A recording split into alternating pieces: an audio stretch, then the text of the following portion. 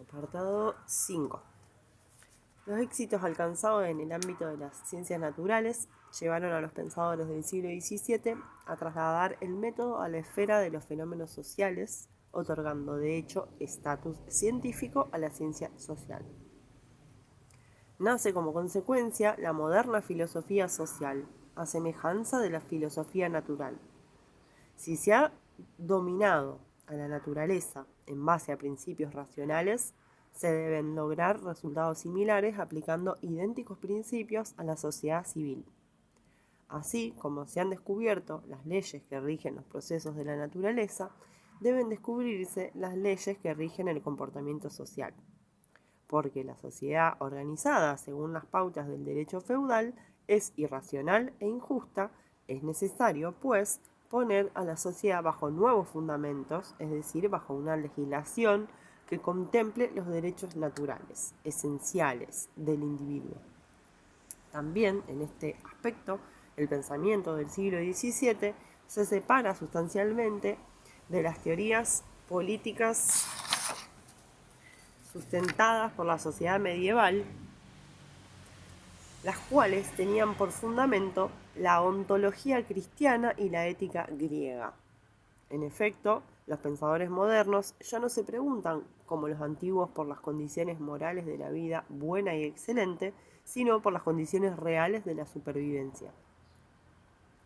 La observación de la sociedad con criterio científico se inicia con Hobbes, quien, partiendo de los postulados del derecho natural, estructurará el funcionamiento del cuerpo político por medio del contrato social.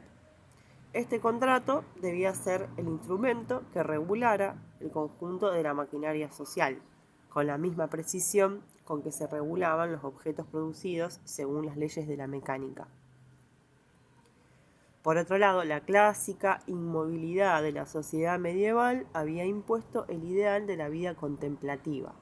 Las nuevas condiciones históricas de las clases en ascenso pujaban por imponer una nueva concepción, la vida entendida como activa. En una cosmovisión del mundo en donde la práctica social ocupa una jerarquía singular y en la cual los métodos científicos valen por la eficacia que surge de su empleo, esta misma práctica social orientada científicamente debe llegar a ser lo más eficaz posible. Para ello era necesario que la filosofía social pusiera de manifiesto las técnicas de la mecánica social. Para que el mecanismo de la sociedad civil funcione correctamente, su organización no debe responder a una legislación arbitraria y artificialmente inventada, sino que tal organización debe constituirse de acuerdo con las leyes naturales propias del individuo social. Por lo tanto, el contrato político no es un instrumento externo al cual los hombres deban estar sometidos, sino que surge de la naturaleza social de los individuos y funciona para preservar dicha naturaleza. Así, el contrato se estatuye para proteger la naturaleza humana, para asegurar la eficacia de la práctica social, para permitir la reproducción del ciclo social. El derecho natural descubre con rigor científico aquellos caracteres esenciales de la naturaleza humana, de la misma manera que la física descubre las leyes fundamentales del mundo natural. Aplicando la metodología de la filosofía política, Hobbes determina de esta manera las notas esenciales del individuo social. Arribé así a las dos exigencias más seguras de la naturaleza humana. Una es la exigencia de los apetitos naturales, en virtud de los que cada cual requiere el uso de las cosas comunes para sí solo. La otra es la exigencia de la razón natural, en virtud de que cada cual trata de eludir la muerte violenta como máxima calamidad de la naturaleza. En razón de que los hombres se definen esencialmente por inclinaciones que se oponen entre sí, apetitos naturales y razón natural, una organización social racional debe tender a regular dichas inclinaciones. Tal es el objetivo del contrato.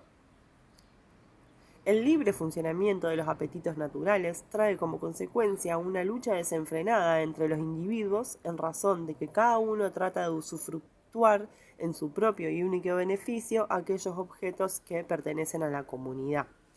Este egoísmo natural pone en funcionamiento a la razón, la cual debe consentir el sometimiento para preservarse de lo que más teme, la muerte violenta. Para salir de este virtual estado de esclavitud, los hombres deben asociarse políticamente por medio de un contrato social que asegure la satisfacción de las necesidades básicas reguladas de acuerdo a un sistema jurídico. Perdón, la vecina. La lucha sin cuartel de la sociedad natural se convierte en regulación jurídica, en la sociedad contractualista. La lucha sin cuartel de la sociedad natural se convierte en regulación jurídica en la sociedad contractualista. Es así como el contrato social, por medio de la imposición de los derechos y deberes del ciudadano, permite un disfrute más eficaz de la propiedad al elaborar una legislación protectora de la misma. Como lo fundamental es asegurar a cada cual lo suyo, la legislación civil no es sino una rígida legislación de la propiedad. Al mismo tiempo, todo contrato supone una delegación de la autoridad en un Estado, quien, elevado por enésima de los individuos, garantiza el disfrute de la propiedad al suprimir los apetitos naturales. Es así como el Estado, surgido por medio del contrato civil, aparece a los ojos de la sociedad civil como una institución natural y al mismo tiempo contrapuesto a las autoridades tradicionales que eran sentidas como exteriores y coercitivas. Esta racionalización del Estado constituye el germen del Estado liberal, del cual, según Habermas, Hobbes es el primer teorizador y cuyas notas básicas son estas. Primero, el poder soberano se instituye por amor a la paz. Se aspira a la paz para lograr el bienestar público. El bien no solo consiste en la preservación de la vida en sí, sino en una vida lo más grata posible. Esta no surge como la vida buena de la tradición clásica de la virtud, sino del disfrute de la propiedad, libremente disponible. Segundo, el soberano procura el bienestar general mediante leyes. Estas fundamentan y regulan el orden de la propiedad. Tercero, las leyes tienen el carácter de normas generales y formales. La formalidad de las leyes asegura a los ciudadanos la libertad en el sentido de la libre ubicación. Además, la generalidad de las leyes garantiza una igualdad formal de derechos y deberes. Asegura, por otra parte, la calculabilidad anticipada de los actos de los demás, esto es, una expectativa de comportamiento, según reglas generales, sin las cuales es imposible el trato civil. Cuarto, mantiene la paz en el interior y la defiende contra enemigos exteriores a fin de que cada ciudadano pueda aumentar su fortuna y disfrutar de su libertad. Hobbes, ligado ideológicamente a la restauración de la monarquía en Inglaterra, Carlos II, organiza su doctrina social en función de justificar los derechos de la antigua nobleza mediante la organización de una monarquía absolutista. John Locke, por el contrario, centra su especulación política en la justificación de la monarquía constitucional.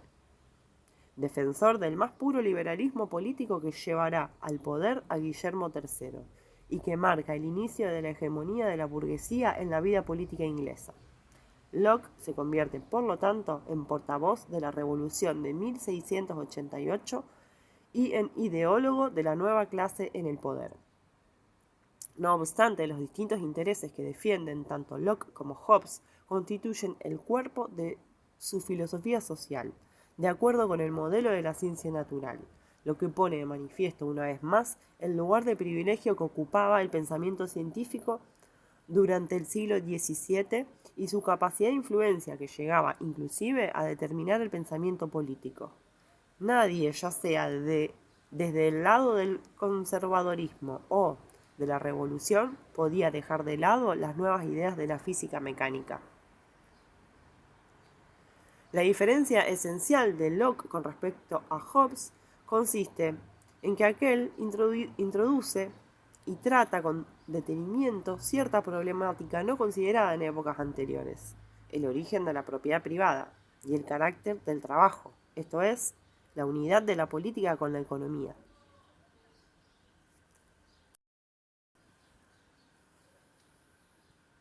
Como es sabido, ya Locke convierte el ordenamiento de la propiedad en la sociedad civil como tal en una base del poder estatal contractualmente fundado. De allí hay tan solo un paso a la concepción de la economía política, tal como se entiende en la segunda mitad del siglo XVIII.